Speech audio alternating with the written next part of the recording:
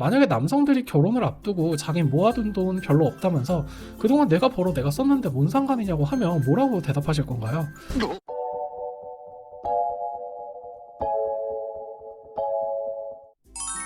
안녕하세요, 포입니다. 최근에 유튜브에서 여성 유튜버분들이 올려놓은 결혼하면 안 되는 여자 유형과 관련된 영상들을 쭉 봤는데요. 가장 공통적으로 사치하는 여자는 절대 만나지 마라 라고 하더라고요. 소비 성향도 하나의 습관이라 결혼한다고 쉽게 바뀌는 게 아니기 때문에 요즘엔 남성분들도 결혼 전에 여성의 경제관념을 꼼꼼하게 따지는데요. 물론 사치라는 건 소득에 따른 상대적인 개념이기 때문에 이런 것이 사치다라고 딱 잘라서 정의하기는 어렵지만 월급 200~300 정도 받는 평범한 대한민국 여성분들 입장에서 봤을 때 내 기준에서는 사치가 아닌데 왜 남자들은 사치라고 생각할까 하는 경우도 있고, 여자분들이 남자들이 술, 담배, 게임에 돈 쓰는 걸 아깝다고 생각하는 것처럼 여성들은 이럴 때 사치스러워 보인다 하는 어떤 선입견들이 있는 것 같아요. 그래서 오늘은 저같이 지극히 평범한 대한민국의 남성들이 가지고 있는 여성들의 사치에 대한 생각을 이야기해 보려고 합니다. 첫 번째, 왜 남자들은 스타벅스에 자주 가는 여자들을 사치스럽다고 생각할까요? 스타벅스가 한국에 처음 들어올 때만 해도 커피가 밥보다 비쌌기 때문에 논란이 많았었죠. 근데 사실 지금은 스타벅스보다 비싼 카페도 많고 물가도 많이 올랐잖아요. 스타벅스는 카드 할인이나 기프티콘도 워낙 많고요. 저는 스타벅스를 이용하는 분들이 사치스럽다고 생각하지 않는데요. 아무 이유 없이 스타벅스만 고집하는 분들은 사치스럽다고 느낍니다. 얼마 전에도 네이트판에 주씨 가면 가난한 건가요? 라는 사연이 올라왔었죠. 평소 스벅 마니아인 언니와 스타벅스가 아니라 주씨에서 만나기로 했는데 스벅 마니아인 그 여성분이 인스타에 요즘 애들 되게 가난한가 보다, 맨날 주씨만 가는 동생이 있는데 스타벅스 마시기엔 벅찬가 봐 하고 저격글을 올렸다는 내용이었죠. 저도 사실 이런 여성분을 만나본 경험이 있는데요. 제가 예전에 만났던 분들 중 한 분이 스타벅스 많이 하셨어요. 어느 정도냐면 한겨울이나 한여름에 그냥 테이크아웃으로 커피를 살 때도 가까운 카페를 뒤로하고 굳이 멀리 있는 스타벅스를 가더라고요. 특히 지나가다 보이는 백다방, 메가커피 이런 데에 들어가자고 하면 무슨 저런 데를 가냐면서 싫은 티를 팍팍 내는 그런 분이셨어요. 근데 더 웃긴 건 딱히 스타벅스에서만 파는 메뉴를 먹으러 가는 것도 아니고 입맛이 까다로워서 커피 맛을 가리는 것도 아니었는데 왜 스타벅스만 가는지 물어보면 그냥 스타벅스가 좋다고 하더라고요. 그리고 커피 나오자마자 그 이너 로고 보이게 사진 찍어서 인스타에 올립니다. 실제 인스타에 보면 스타벅스가 태그로 올라온 글이 무려 828만 개나 되는데요. 국내 모든 커피 프랜차이즈 태그를 합친 것보다도 많습니다. 스타벅스보다 매장 수가 2배 많은 20년차 프랜차이즈 이디야도 겨우 47만 개인데요. 더욱 놀라운 건 런칭한 지 고작 2년 된 매장 수 9개 블루보틀이 벌써 37만 개입니다. 스타벅스의 이미지에 거품이나 허영심이 전혀 없다고 할 수 있을까요? 저는 스타벅스가 매장 내에서 사진 촬영을 금지하면 아마 1년 내로 국내 사업을 철수할 거라고 확신합니다. 커피 솔직히 비싸봐야 5,000원이고 사치라기엔 금액이 작아 보이지만 이것도 매달 계산해보면 사실 작은 돈이 아니거든요. 특히 진지한 연인 사이라면 작은 씀씀이에서도 그 사람의 소비 성향이 드러나는 법이죠. 저도 대학교 때 부모님 돈 받아서 쓸 때는 스타벅스 정말 많이 갔었어요. 되게 오랜 기간 동안 스타벅스 골드 회원이었거든요. 근데 직장인 되고 제가 돈을 벌고 가계부를 쓰면서 보니까 하루 2잔씩 먹는 커피값 절대 무시 못하고요. 저렴한 곳 이용하면 생각보다 많이 줄일 수 있는 지출이더라고요. 그렇다고 스타벅스, 폴바셋, 블루보틀 이런 데 절대 가지 말고 무조건 메가커피, 백다방만 먹어라 이런 말 아닙니다. 저도 오래 앉아서 쉬고 싶을 때는 스타벅스를 선호하거든요. 하지만 별 이유도 없이 매번 브랜드 커피만 고집하시는 분들이라면 내가 왜 이곳을 가는지, 이유 없이 그냥 브랜드의 돈을 소비하는 건 아닌지 한번 고민해보시는 것도 좋을 것 같아요. 두 번째로 명품백이 많으면 사치스러운 여자다라는 생각입니다. 당연히 월급이 200~300인데 명품백이 몇십 개 있다 이러면 사치 맞죠. 다만 명품백 하면 200~300만원짜리 제품들이 일반적인데 이 정도 가격 하는 명품 몇 개 있다고 사치스럽다고 하는 건 좀 오버 같고요. 할부에 허덕이는 게 아니면 1년에 1개 정도 명품 구입할 수 있다고 봐요. 솔직히 2~30만원짜리 가방 매년 여러 개 사는 것보다 합리적일 수 있고요. 근데 저는 오히려 구입하기 힘든 명품 구하려고 집착하는 분들, 명품백 사려고 백화점에서 아침부터 줄 서고 해외 원정 가고 이런 분들 보면 조금 사치스러운 게 아닌가 그런 생각이 들더라고요. 이번에 한국 샤넬에서 1년에 가방 1개만 구입이 가능하도록 규정이 생겼잖아요. 리셀러 문제도 있긴 하지만 그만큼 샤넬 가방이 국내에서 엄청 잘 팔리는데 제가 샤넬 500만원 시대라는 기사를 본 게 불과 몇 년 전인데 매년 천정부지로 가격이 올라서 지금은 1000만원까지 한다고 하더라고요. 특히 결혼식이나 동창회 같은 같은 데 갈 때 매는 샤넬백은 남자들 롤렉스처럼 여성들의 성공의 상징처럼 받아들여집니다. 물론 성공한 여성분들이 샤넬백 드는 거 아무도 뭐라고 안 합니다. 근데 수입도 집안도 지극히 평범한 여성분이 샤넬백을 메고 다니면 어떨까요? 역지사지로 앞으로 결혼할 배우자가 월 200~300 정도 받는 남자인데 자기가 좋다고 롤렉스 시계 사서 차고 다니면 무슨 생각이 드시나요? 특히 에르메스도 벌킨이나 이런 가방들 1000만 원이 넘는데도 못 구해서 난리잖아요. 제가 최근에 유튜브 영상 보고 좀 충격받았던 게 뭐였냐면 어떤 여성분이 해외에서 에르메스 가방을 구입하려고 고군분투하는 영상이었는데 셀러분한테 한국에서 준비해간 선물까지 주면서 가방을 보여달라고 하더라고요. 한국에서도 에르메스 매장 가면 셀러 콧대가 장난이 아니라는 글들이 많아요. 근데 제가 정말 위화한 건 내가 돈 내고 1000만원짜리 물건 사면서 그렇게 일개 직원한테까지 굽실대고 푸대접 받을 필요가 있나.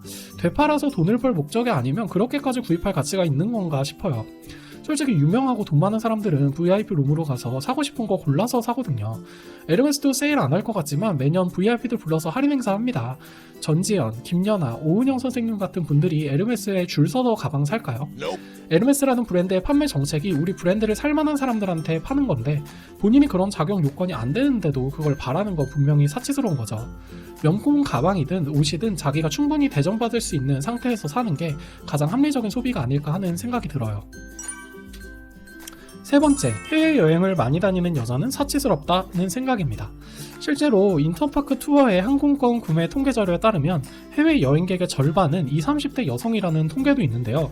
그만큼 여성분들이 해외여행에 더 관심이 많은 건 사실인 것 같아요. 사실 저도 기회만 되면 해외여행 최대한 많이 다니고 싶고요. 성별을 떠나서 여행 안 좋아하는 사람이 어디 있겠습니까? 솔직히 평생 혼자 살 거고 결혼 생각도 없으면 노후 준비만 잘한다는 가정하에 이 나라 저 나라 많이 다녀보는 게 좋죠. 근데 해외여행이라는 게 돈이 한두 푼 드는 게 아니다 보니까 만약에 결혼을 하실 거고 나중에 가정을 이룰 준비를 하실 분들이라면 소득 내에서 내가 저축하고 여행에 쓸 수 있는 비용을 잘 고려해야 되는데요. 내가 싱글 때 해외여행 다니느라 모아놓은 돈이 하나도 없다거나 결혼하고 나서도 매년 해외여행을 갈 거다라고 선언을 한다면 남성 입장에선 좀 사치스럽다고 느낄 것 같아요. 요즘에 한창 인기인 드라마가 바로 유미의 세포들인데요. 거기서 유미가 친구들과 푸켓 여행을 갔다 오면서 3개월치 월급 총 1139만 원을 사용했다고 뜹니다. 저는 이걸 보고 좀 충격을 받았어요. 회사 다니면서 다녀온 여행이라 아무리 길어도 일주일 남짓일 텐데 일주일에 1000만 원이면 거의 신혼여행 가서 돈 쓰는 수준이죠.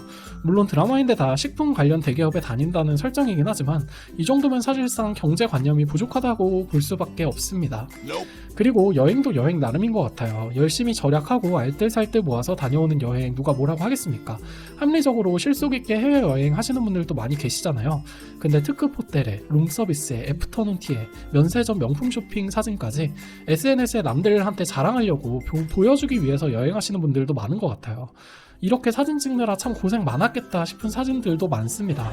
요즘에는 또 코로나 때문에 해외여행을 못 가다 보니까 1년 내내 예전 해외여행 사진만 추려서 다시 올리는 분들도 계시더라고요. 수입이 뻔한 여자친구 피드가 온통 호화 해외여행 사진으로 도배되어 있다면 남자 입장에서는 이 여자 씀씀이를 감당할 수 있을까 싶은 생각이 들지 않을까요? 네 번째로 아이폰을 쓰는 여자는 사치스럽다입니다. 아무래도 아이폰이 갤럭시보다 가격이 비싸기 때문에 나온 말인 것 같은데요.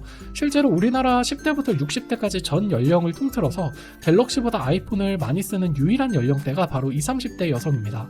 저도 삼성공화국에서 유독 젊은 여성들이 아이폰을 쓰는 이유가 뭘까를 찾아봤는데 보통 이뻐서, 감성적이어서, 카메라가 잘 나와서 이런 답변이 많더라고요. 사실 휴대폰 요금은 할부로 내니까 사치라기엔 금액이 크지 않지만 아무래도 큰 이유 없이 더 비싼 물건을 구입한다는 거에 대한 편견인 것 같아요. 앞서 스타벅스 이야기랑 좀 비슷한 개념인 것 같은데요. 여성분들은 소비에 있어서도 감성이 정말 중요해서 그냥 마음에 드니까 내 눈에 이쁘니까 좀 비싸게 팔아도 사는 경향이 있는데 남자들은 이런 걸 좀 이해를 못하는 것 같아요. 남자들은 고성능, 가성비 이런 걸 굉장히 중요하게 생각하거든요.